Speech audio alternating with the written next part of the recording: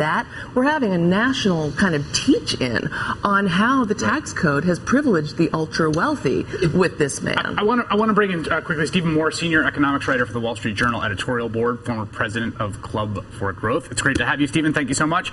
Good morning. When we talk about the tax avoidance industry, things like incorporating the Caymans or in Bermuda or corporations that are called tax blockers that you set up so that you can move assets through. Do you think there's anything morally questionable about engaging in that kind of behavior, just as a sort of matter of first principles before we get into the details?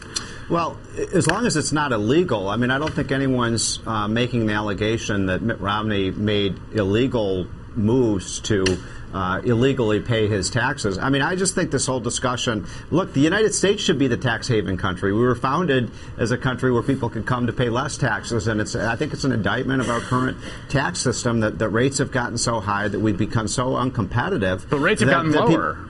Well, the rates have gone up, and in fact, we're going to go up, way up next year if the tax bomb goes up. So my point is, look, when you talk about this patriotic duty to raise taxes, I turn this around on all of you and say, wait a minute, all these liberals are running around the country, all these rich liberals saying, we want to pay more taxes, we want to pay more, and yet you looked at the tax returns, none of them have paid more taxes than they owe. So why are you indicting Mitt Romney for not paying more taxes than he owes, when all these liberals who say they do want to pay more taxes don't do that? Everybody from Warren Buffett to all these, these left-wing groups that have said we got to raise taxes on rich people. Well, first of all, those people aren't running for president. That's true. Second of all, they're also not. I mean, there's a distinction here between what tax policy is and individual tax compliance, right? And then even within individual tax compliance. Hold on, Chris. You have to agree, though, they're hypocrites. If they say they want to pay more taxes and they don't, that's hypocritical. No, I don't think that's hypocritical. I think we actually disagree on this. This is like the Al Gore riding in planes issue, right? I mean, the point is that there's something called social policy. Social policy is something that you want to see put into the social contract. The reason you want it to be put in social contract is because it has the force of coercive law. The force of coercive law is the way that we bind each other to each other in a democratic governance, and taxes are that. Chris, that's not true. People sign. Look, we have a military of people who are patriotic. They don't join the military because they're compelled to do so. They do it because they think it's their patriotic duty. Similarly, liberals say they think it's their patriotic duty to pay more taxes, but they don't do it. So that to me, that is an act of hypocrisy. If all the liberals who say they want to pay more taxes would do so, we could probably reduce this deficit by a lot. You know that's a silly and innumerate argument.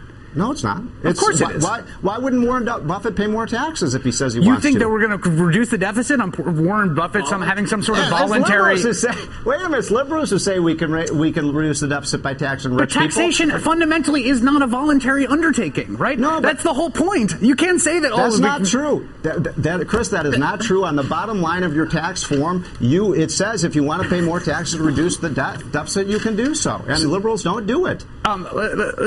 Getting back to... Okay, but it's the most incredibly hypocritical things. But you want to talk about Warren Buffett? Warren Buffett's not. We should pay more taxes, but none of you do it. Warren Buffett's not running for president, and you want to sort of castigate unnamed liberals, right? We do have a tax return from the president. We have tax return for the president for many years. We don't have those tax returns from Mitt Romney. And in the course of compliance, I think there really is a moral question here about is it at all shameful or indefensible if you use every single possible loophole, every single tax avoidance strategy? Is that just a squarely praiseworthy thing?